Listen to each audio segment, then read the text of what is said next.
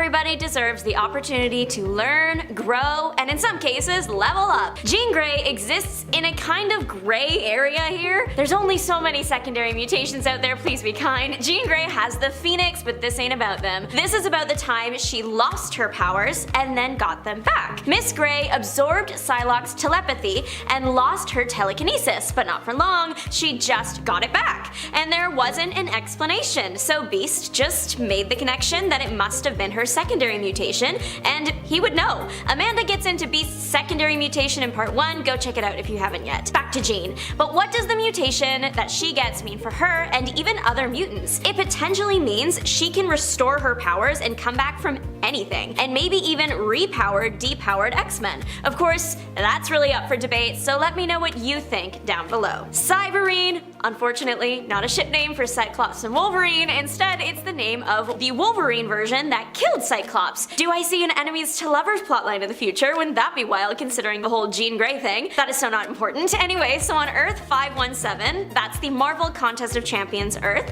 Wolverine kills Cyclops. Hurting a friend to that extent is traumatic, and the psychological aftermath of it all caused Wolverine to experience a secondary mutation. This mutation allegedly was mimicking Cyclops' powers. So now we have a Wolverine with all his regular bells and whistles that also basically has laser eyes. New fear unlocked. Richard Gill of Earth 616 is better known as Wildside. He was a founding member of MLF, the Mutant Liberation Front. They are not good, guys. His original mutation was hallucinations. He did this likely through telepathy, and he was pretty good at it. Unfortunately for him, he was depowered after M-Day. But hey, he survived, and that counts for something. He did eventually get his special talent back through the Mother Vine thing, plus a couple bonuses that made him an even bigger problem than before. They made his powers the same, but better. Instead of just hallucinations in the head, they were also kind of physical. As long as Wildside is conscious to keep it running, you're basically in a fever dream that feels super real and you can feel pain in. But if you knock him out, you're good. Black King, not to be confused with Black Tom from part 1, Black King is a billionaire, genius, energy absorption secondary mutanist. He develops a secondary mutation. That's the point. Sebastian Shaw's original special skill is the energy absorption thing. He can use the absorbed kinetic energy to make himself stronger, faster, and just basically enhance himself. This makes him hard to beat. Many heroes are known for their ability to pack a punch, so what do when the better the punch you give, the better the enemy gets? Mental stuff! The secondary mutation comes when Sebastian underwent the Mothervine enhancement process. The bonus he gets is that now he doesn't even need to get punched to absorb the kinetic energy. He can just absorb what's around him. Good for him, bad for everybody else. He also develops concussion blasts. The energy he absorbs can be like thrown at somebody. Wolverine's kiddo on Earth 1610 is taking after his dear old dad. James Jimmy Hudson Jr. has got the it factor, healing factor, and claws. First comes all that, and then comes the indestructible skeleton. His secondary mutation is that his skeleton gets coated in an organic metal. Wolverine famously has the Atom skeleton after going through a brutal, rough procedure, but his son, he just comes with it built in. It's what lets the kid have metal claws just like his dad. The metal trick can also make a pretty sturdy mouthguard. Unfortunately, Jimmy never knew his dad. Jimmy was adopted early in life, like newborn early, by Wolverine's friend James Hudson. But Jimmy did know the X-Men. Kitty Pryde was one of the first to meet him. She brought some of Wolverine's stuff and a hologram of Wolverine explaining to Jimmy that he was his son. She encouraged him to try out his mutations for the first time. Sabretooth doesn't just hate Wolverine, apparently. He hates the whole family tree because Sabretooth attacked little Jimmy too. Well, he was a teen at the time, so he wasn't that little. Some parents pass down family rings and some enemies for life. If you are trying to find Jimmy online, you might see the alias Poison attached to it. Well, one horrible day, the Poison Hive invaded Earth 1610. One invaded Jimmy. Long story short, most of the poisons end up eliminated, but lucky for Jimmy, not the one in him. That one dubs itself just poison and walks the earth in Jimmy's body. They are not on the same side at first, they are each fighting for control of the body, but eventually their physical form is threatened. They have to put aside their differences to survive and agree to work together to escape. Eventually they head off together to figure out how to co-inhabit one body, and all of this happened in the Ultimate Universe. Sharon Ginsburg is like the Elle Woods and Batwoman of the Marvel Universe. Let me explain. She is a mutant, but her civilian job is being a lawyer. Lawyer by day, bat-winged mutant by night. Or whenever she she needs her wings. She is made for flying, her bones are lighter, and she is smaller than the average person. Her wings are massive, like at least a 15-foot wingspan, but because this is Marvel and everything is possible, she can easily hide the wings. The wings are her whole identity in terms of mutanthood, so losing those wings, that's a lot of trauma and pain, and apparently the exact right amount to trigger a secondary mutation. Her secondary mutation brings in even more bat qualities. When her wings were roughly removed, she fell unconscious. Eventually waking up, she realized they were gone. She was so upset and angry, she manifested bat claws, and she went insane. She was captured in X-Statix 11, and we haven't seen her since. I hope she's doing well. Thanks to a secondary mutation, Havoc can wreak havoc forever. But first, Alex Summers' talents include energy absorption, even from something like a star. Because of that bit with the star, he is definitely immune to extreme heat and radiation too. He shoots plasma blasts, usually from his arms. They can be used as a weapon or to even help him fly. So that's pretty much everything he had going on before the secondary mutation. His secondary mutation appeared in the Mutant X storyline. Alternate reality versions of Alex Summers got yanked together by a cosmic force, and we don't really learn that anything serious mutation-wise has happened until Alex passes away, then doesn't. He wakes up in a different timeline in a different version of himself. Now, he has the ability to shift his consciousness from one version of himself to the next. Can he die? Maybe. Being a host for the nexus of all realities is what caused this. You've heard of Mother Earth. Get ready for Nature Girl. She does go by a few names, and I was not prepared for one of them. Her civilian name is Lin Lee, but her other mutant name is Armageddon Girl. That's a 180 from Nature Girl. It is fitting though, because she did do a 180. She started out as a hero. She attended the School for Gifted Youngsters, named the Jean Grey School for Higher Learning at the time. It had been established that she could control or influence nature and animals. Make birds carry her, plants fight for her, that kind of stuff. She goes off the rails and joins the bad guys. Bad for everyone else, but good for her because she discovers her secondary mutation. She not only has a connection to all things in nature and can influence them, she can draw power from them to make herself more powerful. The power she is drawing though is basically the thing's life force, so she usually ends up killing whatever it is that she's drawing from. Right around one of the last times we saw her in the X-Men Unlimited Infinity comic is when she started going by the name Armageddon Girl. Pietro and Wanda are probably the most, maybe, famous mutants, it's a whole thing with them, of the Marvel Universe, but there's another set of definitely mutant power twins that deserve some attention too. Northstar and Aurora. They are a beacon of light, literally. When they were babies, they were separated after a car crash killed their parents. While separated, they both learned of their mutant abilities on their own throughout their teenage years. Both twins are very fast. Northstar used this to become an Olympic champion. They can both fly, but their big trick only appears when they are together, so sweet. When they physically touch, they can generate a powerful, bright light. It can blind or simply just distract enemies. The secondary mutation manifests after a series of experiments requested by Aurora so that the twins can do the whole light thing without touching. It works, and now they both have a semi-new talent. Angelic X-Men Warren Worthington III was just a guy until he got his wings. Then he was a mutant with the ability to shockingly fly. The wings have other uses too, they are really strong, so he can use them to fight. Angel, unfortunately, got mixed up with Apocalypse, and Apocalypse planted a death seed in Warren. Warren becomes Archangel on his way to being the next Apocalypse, which is a very bad thing. He doesn't get there though, good news. What he does get is healing blood. Kind of. Warren himself gets an accelerated healing factor, but if you were to get a blood transfusion from him, that blood is supercharged with the healing powers. We see this happen in Uncanny X-Men 420. I'll take a wild guess and say that he's got the universal blood type. He also got blue skin. He used to be just a guy. Look at him now. Everyone knows Emma Frost's diamond form, but did you know this wasn't the first ever secondary mutation to even appear in the comics? What? This secondary mutation is an interesting one for me, as I didn't know about it myself. I've never been deep in the know when it comes to Elixir, so it was cool to find out that something I thought was just a core part of his standard mutation is actually perhaps secondary.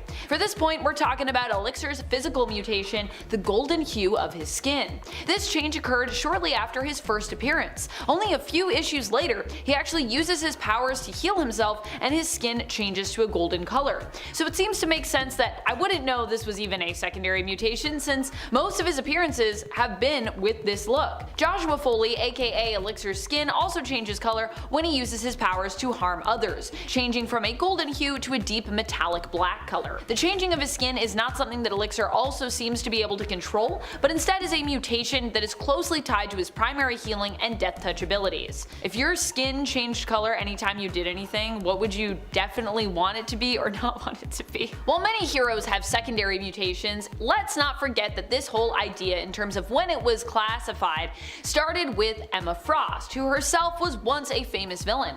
Likewise, there have been other villains who have also gained a secondary mutation, but who simply aren't as well known. Enter Black Tom Cassidy, a classic mutant villain, and if you aren't familiar with him, you should be. He's pretty cool. His secondary mutation has changed somewhat throughout his history. It's been described as giving him the upgraded ability to channel his bioblast through his fists, as opposed to needing wood to channel said blast, which is what he originally had, giving him his own plant form, and giving him the power to manipulate plants and wood around him. Like many others on our list, Black Tom actually got this sort of secondary mutation from being mortally wounded, but yeah, it's changed a lot throughout the years in terms of exactly how it works or what it does. It feels weird to include Beast also on this list, but when I think about most people I know who love the X-Men, they usually always think of Beast as being default blue.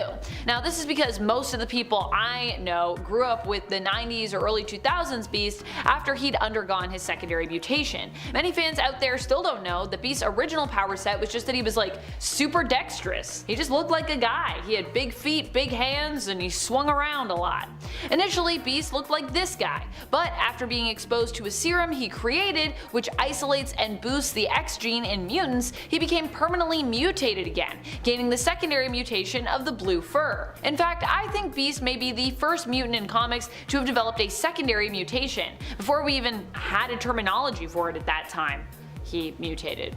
He's all covered in blue fur, which initially was actually like a gray fur, but that's a whole other story. That has to do with comics coloring and miscommunications and just how blues and blacks got often mixed up by people. With this next one, we're not talking about that time that Kitty Pryde was turned into a cat person in Wundagore, although that was a thing that happened. It was something though that she was given as opposed to an evolution of her mutant-based abilities, and it was temporary. With Kitty, or Kate, it's interesting as there are a few different instances where I feel one could argue that she manifested some kind of secondary mutation, or more specifically evolution of her powers. But this has also, I don't believe, ever fully been confirmed in the comics. Let me know if I missed something and if there is a page where someone says, this is a secondary mutation.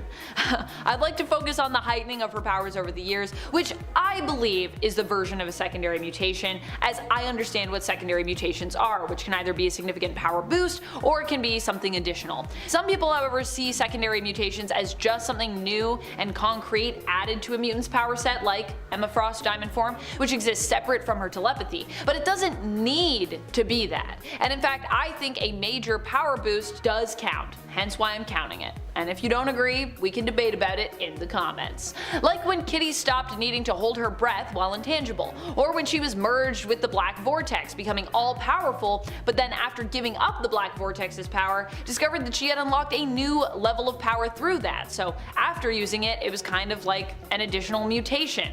As I said, there are actually multiple moments for Kitty when I feel like this has happened, but those are the main ones that come to my mind. Speaking of folks who have seen major power boosts throughout the years, enter Bobby Drake, aka Iceman. Iceman has had a few different moments like Kitty Pryde where I would say his powers have evolved, and which could be considered a secondary mutation as he severely leveled up. When he learned he could manipulate his body into more than just ice or snow and learned to use his water form. When he learned he could just become straight up ice. That was a whole thing, because before he was, I believe, covered in it. When he healed back up after having his ice form shattered. And when he learned he could make ice clones. Honestly, Bobby's just had a lot of moments because he's super OP.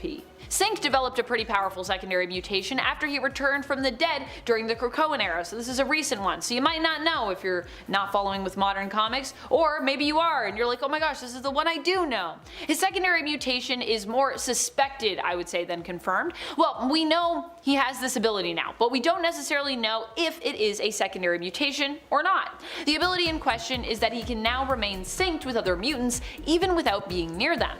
I believe the idea is if he's synced with you once, he can kind of sync with you whenever, but of course there are some limits to this and we're still kind of figuring out how that works. I don't think that sync using those powers if you're not near him would be as powerful. However, this mutation also takes a toll on his body and it seems to age him faster every time he uses it. In addition to this, he can also sync with superpowered non-mutants as well, which is huge. As I said, the full extent of his newfound abilities has not been explored, and I don't know if everyone would consider them to be a secondary mutation, as they're still tied to the same power set, but I personally do. I believe secondary mutations can also manifest in a boost to a predetermined power set, and I think this should count. To me, it's a secondary mutation, so there you go. Take it or leave it. Cypher is another hero who went from being kinda lame to kind of insanely powerful thanks to his own secondary mutation. Honestly, I've become a pretty big Doug fan in recent years, now that I better understand just how powerful his power set can be. I think my love of Doug comes from me also realizing just as a person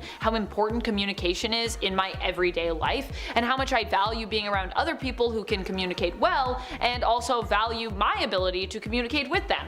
When we can't understand each other, it actually creates big problems in our lives, and that's what I appreciate about Doug and his power set. His ability to communicate and through that resolve so many issues without even needing to come to blows. In terms of his mutation, we saw him go from a character who could just understand all languages and communicate with people in that way to someone who really understood the various minute types of languages around us that often go unnoticed, and thereby become a master of those types of languages as well. Things like technology, and even at one point physically fighting, which is a sort of physical communication or language and dance. This shift in his abilities happened after Doug died and was resurrected, and it honestly puts him on a whole other level, and really he's pretty powerful. I know sometimes we say, oh, communicating, is that powerful? Actually it is. I always forget about Kid Omega's secondary mutation because it just very rarely comes up in the comics anymore. Probably because Quentin Quire no longer finds it interesting, at least that's the canon reason that we were given for this. Though I personally think it sounds super interesting, and I am surprised that he is bored of it. However, this is Quentin, so maybe I shouldn't be so surprised. He is often unimpressed by some of the coolest stuff, or at least he presents himself this way often. Kid Omega's secondary mutation here is a non-corporeal form, which when accessed also speeds up his consciousness and allows him as a telepath to reach out and connect with all sentient beings. He can think at the speed of light while in this form, but then again, even when Quire isn't in it, he is known for being one of the fastest thinkers and one of the smartest psionics on the planet. Maybe that's why he was like, it's alright. I become like whatever, I don't have a physical form, but like, I'm pretty cool even when I have a physical form. Said to be the daughter of Unis the Untouchable, one of the earliest X-Men villains, Carmella's mutant power set is similar to her father's. However, at one point her powers evolved even beyond her own control. This seems to be a result of being exposed to Mother Vine, which triggered a secondary mutation in her. This mutation would cause her energy field to overcharge the more she used it, making it more devastating in terms of the damage it did to the people and technology around her. And if you aren't familiar with Unis the Untouchable, his main thing was that you couldn't touch him because he had a field around him that made it impossible to touch him. But this is also a field that blasts out in Carmella's case as well. What was worse, she had no control really over the power of her energy field, and she also suffered as a result thanks to overcharge resulting in a backlash. So when it happened, she would also be in pain as well. So she'd be causing pain to others and then also be like, ow. I mean, I know she's like a villain normally, but still, sucks, you know? That would suck, whether you're a villain or not. Something about people being in near-death experiences that seemingly allows them to evolve out of survival. Mask is another one of those mutants, and Mask was inherently more of a villain in the comics, and also a Morlock. However, being a Morlock wasn't what made him evil, because Morlocks are not inherently evil. What made him evil was his outlook on life. His mutant powers allowed him to alter the appearance of others, basically turning him into one of the world's most powerful plastic surgeons. But at the same time, Mask was considered himself to be hideous, hence why he hid in the underground tunnels of New York with the Morlocks and usually led them. And his powers did not work on his own physical appearance. That is, until he was killed by Shatterstar. To survive, he had to move his organs around, and this actually unlocked the power within him to manipulate his own appearance. For a while, he actually used his powers to appear as Marilyn Monroe, no I'm not kidding, while leading the Morlocks. Although now Mask has seemingly gotten over his obsession with beauty and chooses to mostly appear just as he is. A friendly reminder to love yourself, friends. Take a page out of Mask's book. Actually, at least I think that's what happened to him. I don't know, I haven't read every single Mask issue, so But if there isn't a mask issue where he realizes, you know what, maybe I should love myself as I am, there should be one. And if there isn't, Marvel, if you need someone to write it, I'll write it for you. The Blob, or Frederick Dukes, is one of those characters. Now, I really didn't give the Blob enough credit when I was growing up, and he can actually do some pretty cool things, and some things that didn't even occur to me. His actual main mutant ability, for example, is that he can essentially become immovable by creating a monodirectional increase of gravity beneath him that extends about 5 feet in radius from his center of balance. But what's even cooler is that, with some training, Blob was able to manipulate his gravitational aura outwards in order to trigger a localized implosion. Also, the Blob is incredibly durable. The fat on the Blob is able to absorb the impact of rifle bullets, cannonballs, bazookas, and even torpedoes. He has been able to survive being hit by a meteorite that was 50 feet in diameter moving at terminal velocity, but that's not all. Blob is also able to manipulate his body, basically shapeshifting to a degree. After undergoing the Mother Vine enhancement process, Blob developed a secondary mutation, liquid form. Now, not actually, but his secondary mutation allowed him to stretch his body to a great extent, and the problem is the mutation was hard to control, so when he first ever manifested it, he stretched himself too far and basically turned into a puddle. Next up is Gambit, and Gambit has the really cool mutant ability of molecular acceleration, allowing him to convert the potential energy of a non-living object through touch and kinetically excite the molecules to the point that they explode. Usually when a mutant has an ability that manipulates molecules, they have a pretty vast array of powers, but for Gambit, he mainly just uses his abilities as attacks, charging up his signature playing cards and bow staff and other objects like that. We have seen him reach the full potential of his power, only this was an alternate reality version of the guy. He could manipulate kinetic energy down to a molecular level, which basically made him a god. But as you may have guessed, Gambit has a second mutation. After a traumatic event left him blind, a secondary mutation kicked in that allowed Gambit to be clairvoyant. Gambit's ability did not give him the power to consciously look into the future. Instead, his secondary mutation acted like a warning system, kinda like the spider sense. He could sense danger and react to it. Now, fortunately for him, Gambit got his sight back not long after losing it, meaning he stopped needing to rely on this secondary mutation, but he does still totally have it. Dakin, or as he's going by now, Akihiro, possesses a lot of the same abilities as his father Wolverine. He has a crazy healing factor, superhuman senses, and of course, bone claws. But what some people may not be aware of is the one mutation he possesses that neither his father nor his sister / clone possesses. That power would be pheromone control. Dakin has empathic ferrokinetic abilities that allow him to use his pheromones to manipulate the emotional state and sensory perception of others. He has used this ability to instill intense fear, happiness, depression, fascination, and a false sense of security in others. The false sense of security one is probably the most interesting, as it's allowed him to sneak up on others without them even worrying that he could be there. He also has used this ability to alter others' depth perception and vision, making them fight sluggishly. He can also control his own pheromones to make him basically untrackable, even to someone like Wolverine. There are limits to Dakin's ferrokinesis, but it's such a cool ability. If you have seen the movie Logan, then you'll recognize Caliban as the blind, seemingly albino mutant who hangs out with Logan and Professor X. In that movie, he displays Caliban's main ability, which is being able to detect mutants' X genes, usually within a 25-mile radius. Although, it's worth noting he has been able to detect particularly powerful mutants from further away before. But what I want to talk about is Caliban's other power that most people don't know. This is called his flight or fight response. Whenever Caliban feels stressed, he manifests 2 extra powers: super strength that can overpower Spider-Woman and fear absorption. This second power allowed Caliban to absorb the psionic energy created in the fear from others and amplify it back into his environment, doing things like very quickly turning those nearby into a fear-induced panicked mob. This ability was boosted up by Apocalypse twice when Caliban served him as both Death and Pestilence. The mutant Toad has been a member of the Brotherhood of Evil Mutants, and by extension a part of the mutant community for a hot minute, but in my opinion, Mortimer Toynbee hasn't really been utilized as much as he should be given his massive list of abilities. Toad has a degree of superhuman strength, specifically in his back and legs, which allows the little weirdo to jump around 25 to 37 feet, and he'll kick you so hard that you are never getting back up again. He's got flexible bone structure, superhuman stamina, durability, reflexes, and agility. Toad, like a lot of super beings, has a regenerative healing factor, but unlike a lot of mutants, he has UV vision, a super strong 30-foot prehensile tongue,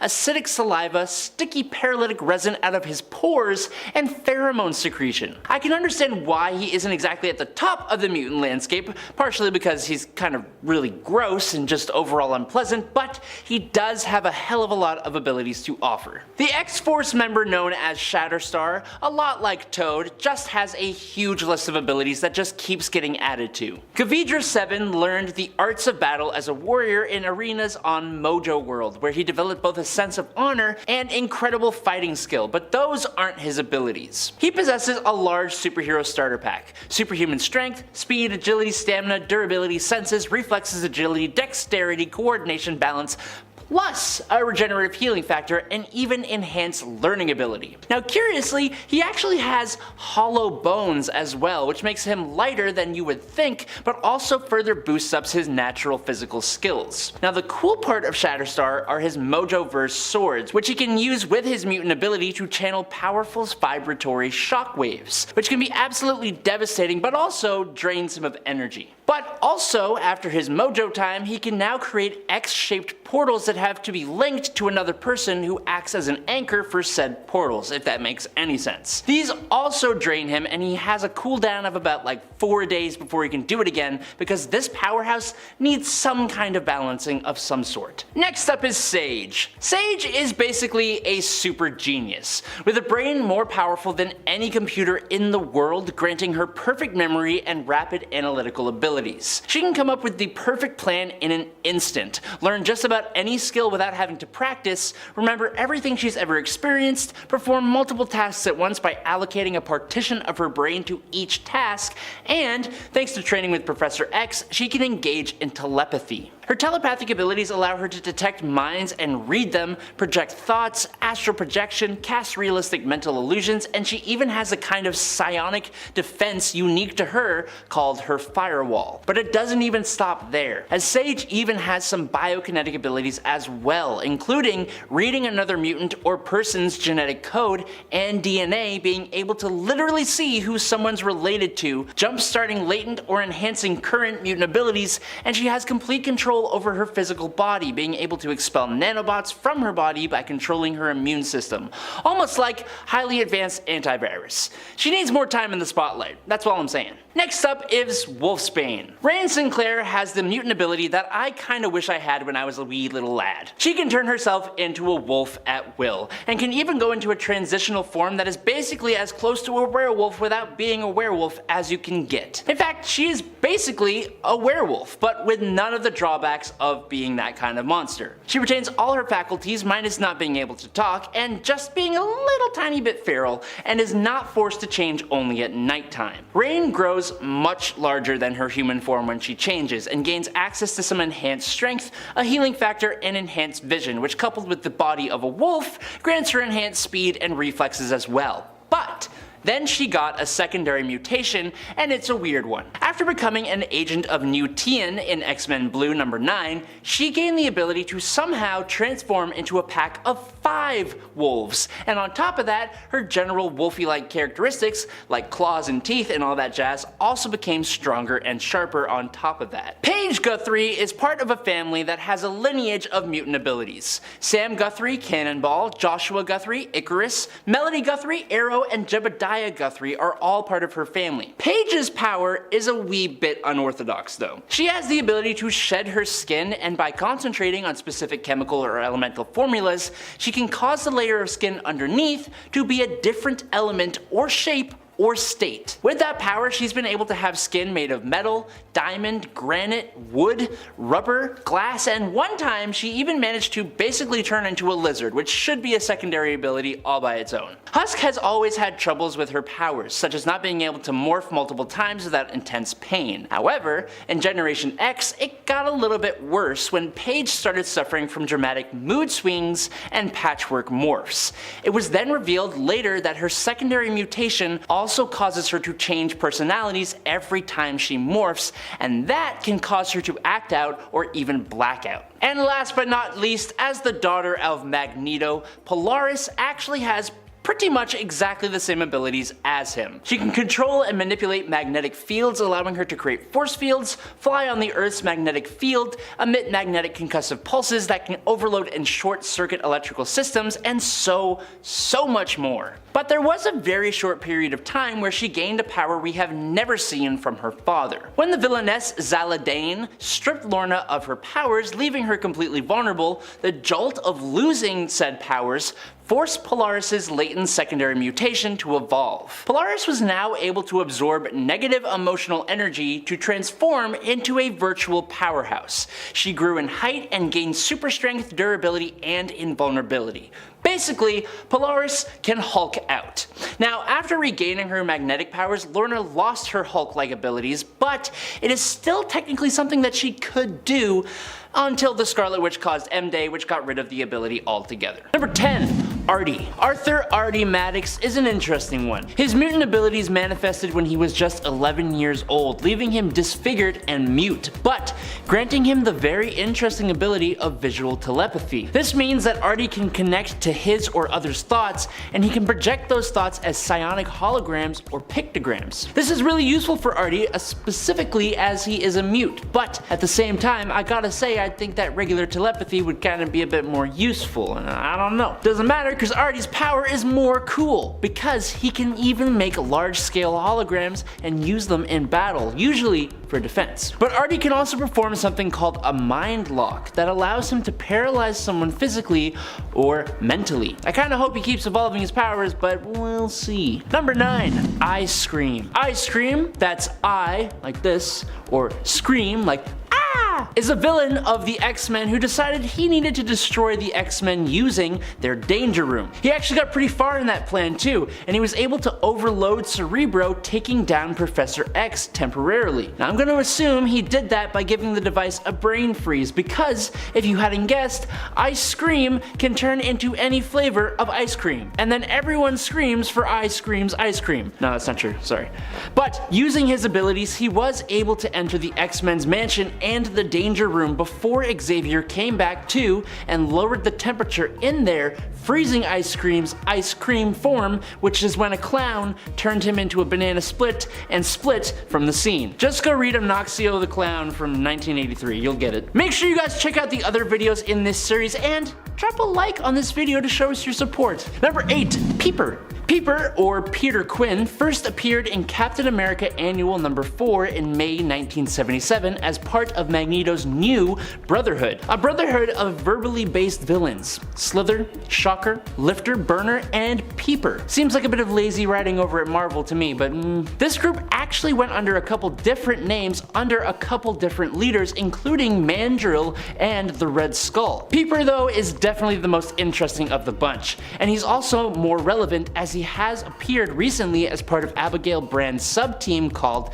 the Six. On this team, Peeper played the role of the Eye, using his abilities to examine Chiron or Kerbon particles. That's because Peeper has the gift of telescopic, microscopic, and X-ray vision using his enlarged eyes, but he also had an offensive ability in the form of yellow or red concussive optic blasts. He also seems like a decent dude, despite usually being a villain. Number 7. Brew. Saying that a mutant is unique kind of feels redundant, as most mutants have pretty unique abilities from others of their kind, but Brew is even more unique, as he is not a mutant of the human race. Instead, Brew is a mutant of the incredibly violent and parasitic insectoid alien race known as the Brood. This essentially means he can actually feel compassion and friendship, and he was born separately from the Brood hive mind, meaning he is not loyal to a Brood queen. He also possesses super genius levels of intelligence, making him one of the smartest students at Jean Grey's School for Higher Learning. So, Brew's X gene mutation is only really mental or psychological in nature, but being a Brood, he brings natural body armor and fanged jaws to a fight, and recently, Brew actually consumed a king egg, making him king of the entire Brood species, including the Brood queens. Number 6. Big Bertha. Bertha Crawford, originally Ashley Crawford until she changed her name, had the mutant ability of total control over her body's physical size and mass. mutants. She can add or take away hundreds of pounds to herself at will, controlling her figure. This allowed her to become the highest paid fashion model in America at one point, but also allowed her to don the Big Bertha superhero persona. Using her abilities to add bulk and mass, she actually increases her durability and her strength to a peak of lifting 50 tons, allowing her to jump huge distances like the Hulk. No matter what size Bertha alters herself to though, she has a high level of athleticism. Ashley rebranded herself into a plus size model, which is when she changed her name to Bertha, and you know what? She still kinda killed it. Good job. Number 5. Decimus Furious. Decimus Furious actually began his life all the way back in ancient Rome, where his mother and father took their own lives, leaving Decimus homeless on the streets. In 281 AD, on the cusp of the afterlife due to his hunger, his mutant powers activated. This gave him super strength and durability, alongside an extremely bestial form similar to like a minotaur, but almost as if it was made of stone. He's really super cool looking, honestly. But his more powerful ability would be empathic war infection. This basically means that Decimus can infect anyone who he strikes with a thirst for war, which will send them into a rage-filled state. It also acts as a defensive tool against telepaths who try to read or control his mind, causing the war infection to overcome the telepath. He has also been shown to be able to piece himself back together after being blown up, which is funny because he blew up when Phantom X made him feel love, which did not compute, and he just went boom. He became Apocalypse's final horseman of war. Number 4. Warpath. James Proudstar is the younger brother of John Proudstar, also known as Thunderbird, and he always idolized his brother, but in that idolization he actually limited his own powers to a degree. Mostly, his mutation boosts up his physical capabilities, granting him super strength that has had various different levels, once having Hulk levels of strength, but another time struggling to fight an alligator. He can run at 100 miles per hour, and his stamina allows him to exert himself for 24 hours without rest. He can withstand a hell of a lot more than a regular human, like falling several stories or being hit with energy blasts. His agility and reflexes are increased to the point of dodging bullets, and his senses allow him to see in the dark and hear sounds other humans can't. After some training with Pete Wisdom, Warpath has shown the ability of self-propelled flight and a regenerative healing factor. What's really interesting is that while working with Ghost Rider, James gained shamanistic abilities like perceiving spirit energy. He's also probably one of the best mutant combatants, whether it's unarmed or armed with his vibranium daggers. Number 3.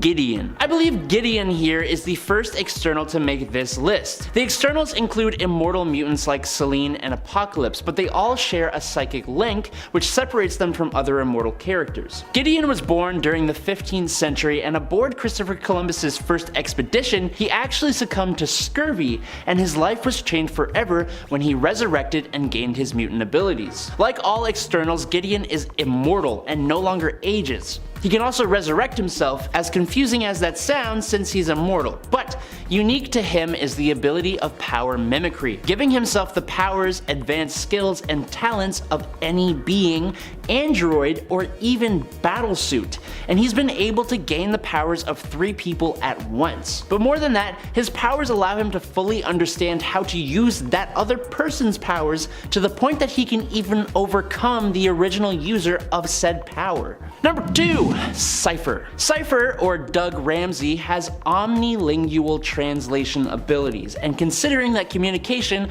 is an essential part of our everyday lives, whether that be with other humans, devices, or even our own selves, I'd say he's pretty powerful. He can translate language of literally any origin, even alien. He can read and decipher codes, including computer code, as well as read body language, subtext, and unspoken intention. More recently, everything he sees is interpreted as information, meaning he basically kind of just reads life. He can read body language to the extent he is able to predict people's moves before they make them. He can learn and perform spells for magic users, and he even created his own overly complex complex language that makes him immune to psychic mind reading. But Doug actually merged with Warlock, essentially giving Doug techno-organic shapeshifting abilities on top of everything else. And for our number 1 spot, we are going to talk about my number 1 favorite X-Men, Nightcrawler. Kurt Wagner was first introduced in Giant Size X-Men number 1 in April 1975, with the mutant ability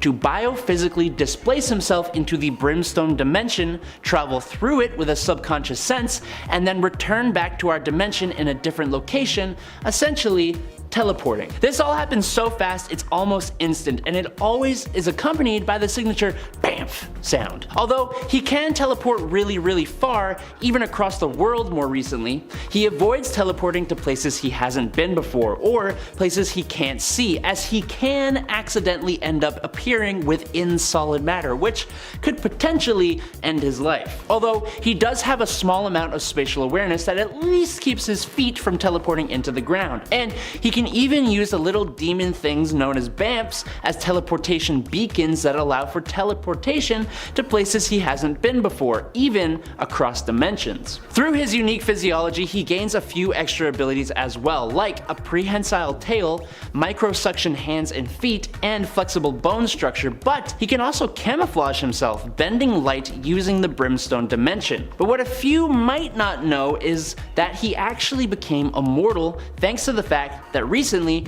he sacrificed his soul in heaven to come back to life, which is good because I never want to lose this legendary blue mutant. Moving on to number 10 with Marrow. Of all the mutant powers out there, I think the one I would actively try to avoid having, if that was how it works, is the abilities of Marrow. Now Marrow's actual mutant ability is a hyper-accelerated metabolism, and it's through this that she's able to do what most people know her for: accelerated bone growth. She has the ability to control the growth, shape, and toughness of her bone structure, even having it protrude from her body and be used as weapons that she can remove. She can also use this ability to create a sort of armor. Now the only problem, and the reason I wouldn't want it, is that it hurts when she does it, and just imagine how much that would hurt, having your bones protrude from your body. No thank you, I'll pass. Luckily, she has a very rapid healing factor that also gives her enhanced strength, agility, and reflexes, and as a little bonus, this girl has 2 hearts, which allowed her to actually survive when she had one pulled out. Nice. Number 9, Eunice the Untouchable. Now, I gotta say the force field abilities of wrestler, criminal, and villain Eunice the Untouchable definitely have some major drawbacks. The positives are great. His force field can withstand blows from the Incredible Hulk. He can project his force field to move objects. He could also use the shield to be untouchable, hence the name, opening it up to be able to grab things and eat. Now, the drawback would come in the fact that there have been multiple times where Eunice had his abilities increased, but to a point he couldn't even control his own abilities. At this time, his shield would literally close him off from everything. He couldn't grab things, eat food, or even breathe oxygen, which caused him to even pass out on one occasion, which luckily deactivated his powers, allowing him to actually live. Maybe if he used his powers for good, the writers would make him less self-destructive, but these are the cards you're dealt, bro. Guys, if you are indeed enjoying this video, do make sure to give it a little thumbs up. It's all you gotta do to let us know that you're enjoying what you're seeing. Thanks, nerds. Appreciate you. And at number 8 is Pyro. St. John Allardyce is an Australian pyrokinetic mutant. He has the ability to control flame to grow in size and intensity, and to even take on any form he desires. He has used flame to create almost solid creations he refers to as, quote, the living flame, which have been in the shape of gigantic claws, birds, or even golems. The size, power, and intensity of the fire beings Pyro created were limited only by the extent of his imagination, the degree of his concentration, and his force of will. The only problem for Pyro is that he cannot generate flames spontaneously. He needs a source, which has been flamethrowers in his costume, other allies like Lockheed, or like a lighter or something. He could also be burnt by any fire that wasn't under his direct control. Now, he used his abilities mainly for evil deeds and crimes, but since his resurrection on Krakoa after he died due to the legacy virus, he has gone on to join Kate Pryde's Marauders and got this crazy skull tattoo on his face. It's kind of cool, but also I wouldn't do it, but you know, whatever. Number 7, Strife. You know, a lot of the characters on these lists have come into contact with the character of Strife. And while most people do know how powerful Strife is, I think not including him on this far into this series is kind of a sin. So, Strife is actually a clone, created by Mother Ascani and taken by Apocalypse, a clone of Nathan Summers, whom most of you know as Cable. Strife is essentially what Cable could have been had he not been infected by the techno-organic virus that he needs to use his powers to constantly keep at bay. Without that limitation, just like Cable, Strife is an Omega level telekinetic, at least that's what he calls himself, and it's stated that he is the third most powerful one on Earth. He is able to do almost all of the other things telepaths of his level are capable of, plus powerful defensive and offensive telekinetic powers. But he is also cybernetically enhanced to have superhuman physical attributes thanks to Apocalypse. Strife is an incredibly powerful villain, not to be taken lightly at all. And at number 6 is Reaper. Pantu Hurageb has some interesting abilities to say the least. When he first appeared as part of Strife's Mutant Liberation Front, Reaper had the ability to generate a paralyzing effect on others that slowed their mobility and reaction times. He would usually use his scythe as a conduit for this ability, and it could even fully paralyze victims. But later, Reaper was enhanced by the Weapon X program, who gave him cybernetic prosthetic arms that could take different shapes, although you likely won't be surprised to hear they usually took the form of scythes that would still act as a conduit for his abilities. Unfortunately, Reaper did lose his abilities on M-Day,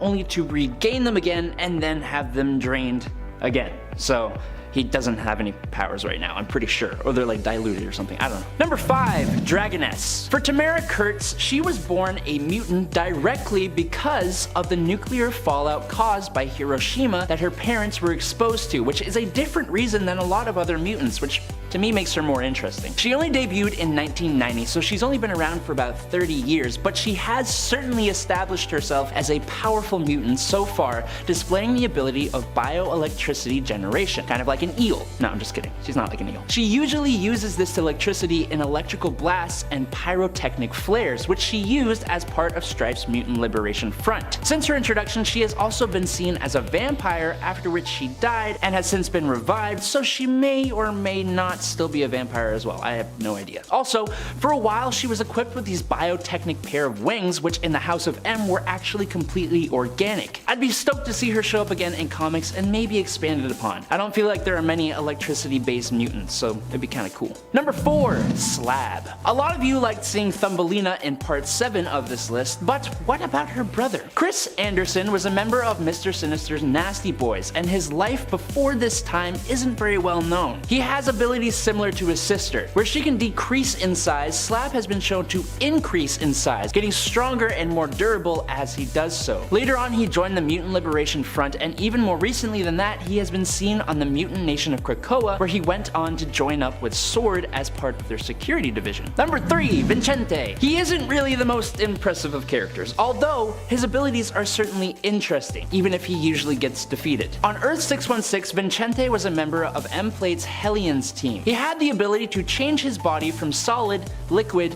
or gas forms. Now, as a gas or liquid, he has been shown to be able to mix himself in with other materials and substances. So, for example, he once mixed himself in with some soup. Or, in the Age of Apocalypse world, he became wine inside a bottle. Over time, he further developed his abilities so that in his gas form, he could now render himself poisonous if inhaled. He was defeated twice, and since the last defeat, he hasn't really appeared more. Not yet at least, so let's cross our fingers and hope he shows up. Number 2, Skids. Sally Blevins, otherwise known as Skids, has a long history in Marvel Comics, being involved with many other mutant characters and teams from Magneto and Charles Xavier to the Morlocks and Terminators. First introduced in X-Factor number 7 in August 1986, Skid's mutant ability is to create frictionless force fields that protect her from pretty much all physical attacks, falls, energy weapons, and projections. It can also allow her to kind of skate at a bit of speed given the frictionless nature of these force fields. She can also use her force fields to extend to others if she focuses. There was one really cool moment when she protected Avalon from breaking up upon re-entry to the Earth's atmosphere with help from Jean Grey. That was really cool. So if you ever check that out, check it out. That made no sense. Whatever. Let's move on. Number 1, Wind Dancer. Sophia Mantiga was increasingly isolated at a young age, being ignored by her father, Walter Barrett, after the death of her mother, and being told to not use her powers. Now, Sophia finally reached a breaking point. She entered into one of her father's grocery stores and let loose a hurricane inside of it. After she was arrested by police, Mr. Barrett was confronted by Danielle Moonstar, who saw Sophia on the news. She, persuaded him to enroll Sophia into the Xavier Institute. Sophia Mantiga has aerokinesis that she uses to amplify small vibrations in the air and draw far-off sounds to her ears. She can also disrupt the equilibrium of others with compressed air, lift herself off the ground for flight, create sharp forces of wind that can cut through material, and she even creates isolated whirlwinds or direct blasts of high-pressure air control. And she can manipulate the movement of air, but this is all before she was depowered. She has been a part of the Marauders, X Corporation, New Warriors, and New Mutants squad. Number 10. Sonic Flight. Even with Sean Cassidy's accepted superhuman vocal stamina, this ability appears to be an odd one that doesn't really make a ton of sense. Banshee can produce a sonic scream, which he can use as a form of sonar, to injure those he fights with in battle and to shield himself or others, or disorient his enemies. Sure, that makes sense, but he also uses his sonic scream to fly, which would make sense if he were just using the ability to say, fly up to the second story of a building. But he has used this ability to fly longer distances as well, like over the ocean and stuff. However, in order to remain altitude and stay in the air, he has to keep screaming. So wait, how does he breathe? Well, we know he has enhanced vocal stamina, but this still doesn't really explain long trips. The answer is that he uses a winged gliding suit that allows him the time he needs to apparently breathe. However, without his winged gliding suit, his sonic flight powers would be pretty much useless. So yeah, kind of a weird ability. Number 9. Tentacles. Tentacles. Not to say that tentacles are inherently bad, by the way, they aren't, but what they are is kinda random, especially in this case. The tentacles I wanted to talk about here were Callisto's random tentacles. Callisto never really had tentacles until the early 2000s, but where did they come from? After all, she was introduced in the 1980s without them, and they just kinda seemed to appear one day. Mask was to blame for this alteration to Callisto's look, though she still had her famous eye patch at the time. She has never lost that, by the way. Mask gave Callisto tentacles to torment her. After he was defeated once more, she decided to actually keep them instead of be changed back. Not because they were useful, but because she refused to bargain with Mask anymore, so she just decided to accept them. She was like, I'm cool with these tentacles. The super weird thing is, although they were not a mutation of her own, they still disappeared along with her powers during the events of M-Day. Huh? Number 8. Superpower Manipulation. This is one that people can't seem to wrap their heads around because, well, it's just too overpowered, and why Hope Summers isn't utilized in the comics as often as someone of her power level could be, or maybe should be depending on your opinion. Superpower Manipulation is a weird one because it basically isn't a power that has any inherent weaknesses attached to it. You can do whatever you need to with that power. The possibilities are pretty much endless. In giving Hope this power, they created something virtually undefeatable, but when we read comics, the struggle is what we usually most enjoy exploring and reading about. So from a writer and storyteller context, this makes Hope's power a hard one to feature and use in comics, which is why you might notice stories that involve her don't usually focus on her insane power set. Number 7. Unlimited Magics. I feel like people often forget that Illyana Rasputin's real mutant power is teleportation. She's a teleporter. And yet we all get more wrapped up in her magical abilities, her soul sword. Magic actually only has such powerful magical abilities because she was kidnapped by Belasco when she was very little, which is pretty weird. Just because she was tied to Limbo through her teleportation powers, where Limbo is basically a stepping stone for her while teleporting, she now just has unlimited magical power? Huh? Also, that whole story of Belasco kidnapping young Illyana, basically torturing her, and yet admiring and cherishing her as his protege all at the same time is just pretty odd and nonsensical to begin with. Number 6. Flaming Prehensile Tongue. Toad has all sorts of odd abilities, but one of the most bizarre and odd by far is his prehensile tongue. Now, I know what you might be thinking, but Amanda, he's Toad. Sticky prehensile tongue should make sense for any amphibian-based mutants. But what about when we decide to make it flaming? Yeah, I know, right? That's weird. That was an update that Toad's tongue saw in the comics. Why? I guess because it looks cool. But his tongue was already not a super useful power to have, and adding flames, it doesn't really make it any more useful. Does make it look cooler though, I guess. Do you know what happens to a toad when it's struck by lightning? The same thing happens to everything else. Number 5. Eggs. There's a few occurrences of this with mutants. Angel Salvador has this ability due to her insect physiology. It doesn't really do much as a power for her, it's just part of the way that she reproduces. Though it is pretty creepy and a little gross. But then again, so is most stuff involving the creation of new life, am I right? One of the other now remarkably famous mutants who have had this weird ability? Gold Balls, who now actually goes by the name Egg.